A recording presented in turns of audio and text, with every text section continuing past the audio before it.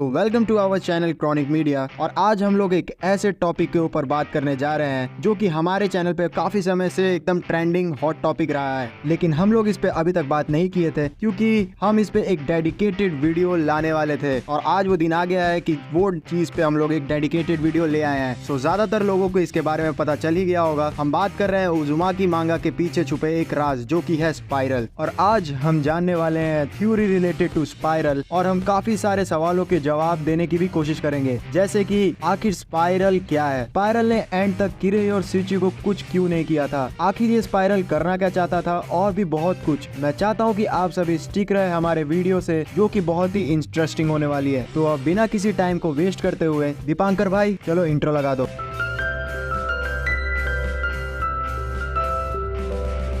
तो सबसे पहले मैं वीडियो में बता दूं, जिन्होंने अभी तक उज़ुमाकी सीरीज नहीं देखी है उनको भी, कि उज़ुमाकी एक ऐसी महंगा है जिसमें हम एक टाउन कुरोज़ुचो के बारे में बताया जाता है, जिसमें अचानक से हमें काफी सारी अनहोनी दिखाई जाती है, जिसकी वजह बस एक ही है, स्पाइरल्स। लेकिन क्योंकि जिन्होंने भी अभी तक ये स्टोरी नहीं देखी है, तो मैं उन सभी को स्पॉयलर्स वार्निंग देना चाहता हूँ इस वीडियो में। और मैं चाहता हूँ कि वो पहले हमारी जो डेडिकेटेड सीरीज है उज़ुमाकी की 20 चैप्टर्स की, उसे देख ले, उसके बाद ये वीडियो आए, तब आपको बहुत ही ज्यादा मजा आने वाला है इस वीडियो को जानने में। तो चलिए, अब मैंने स्पॉयलर्स वार्निंग दे दिया, तो मैं डायरेक्टली चला जाता हूँ टॉपिक पे। तो आखिरकार स्पाइरल्स है क्या, और लोग स्पाइरल के बारे में पता होने के बावजूद टाउन से बाहर क्यों नहीं निकल पा रहे थे। तो जहाँ तक हमने देखा है स्टोरी में, तो हमने बस इतना ही जाना है कि स्पाइरल एक ऐसी चीज है जो कि लोगों को पोजेस करके उनके माइंड को कंट्रोल कर लेती थी, और फिर उनसे उल्टे सीधा काम करवाती थी। और जो लोग उससे इन्फेक्ट होते थे वही इसे फील कर पाते थे, और उन्हें हमेशा लगता था कि किसी को उनके द्वारा ऑब्जर्व किया जा रहा है, या फिर वो लोग ही खुद से ऑब्जर्व हो रहे हैं कहीं से। और यही कारण था कि स्टार्टिंग में बहुत कम ही लोग थे जो कि स्पाइरल से इन्फेक्टेड थे,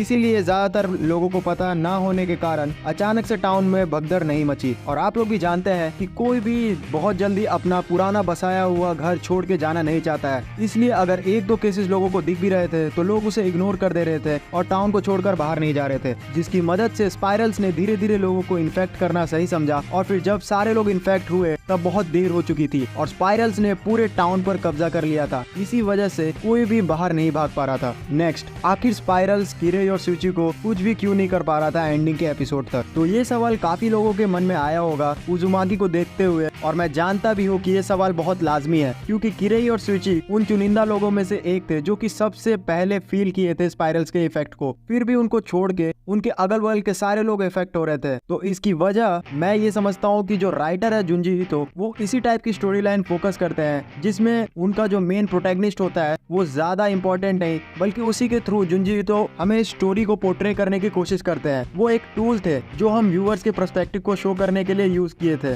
तो हम कह सकते हैं कि हम ही जो व्यूअर्स थे वही किरे और सूची थे, और उन दोनों की तरफ से हमें हॉरर शो किया जा रहा था, और हम व्यूअर एक तरह से सूची और किरे के अंदर से वो स्टोरी फील कर पा रहे थे। और इसी वजह से उनका एंडिंग तक जिंदा रहना बहुत ही जरूरी था, तभी हम एंडिंग में देख पाते हैं उनके पर्सपेक्टिव से कि आखिरकार एंड में होता क्या है। और इसी एकमात्र वजह से उन्हें प्लॉट आर्मर मिल गया था और उन्हें लास्ट में मार दिया गया था, क्योंकि अगर उन्हें इतना ही ज्यादा प्लॉट आर्मर दिया जाता और एक पर्सपेक्टिव के तौर पे उन्हें यूज नहीं किया जाता, तो मेरे हिसाब से वो लास्ट में भी बच सकते थे। लेकिन हम लोग जानते हैं कि लास्ट में फुल्ली स्टोरी खत्म करनी थी, इसलिए उन्हें भी मार दिया गया, और हमें दिखाया गया कि लास्ट में आखिरकार होता क्या पूरे के पूरे टाउन को। इसलिए उसके बाद उन दोनों का जिंदा रहने का कोई भी सेंस नहीं बचता था, और मेरे हिसाब से उन दोनों को एकदम जस्टिफाइबल एंडिंग मिली है, क्योंकि वो दोनों लास्ट में प्यार करने वाले दो साथ ही जाके डेथ करते हैं। तो इसमें बहुत ही ज्यादा अच्छी बात होगी, क्योंकि उनका जो टाउन था उसमें बहुत सारी बुरी चीजें थी, लेकिन फाइनली वो डेथ तो किए एक दूसरे के बाहों में।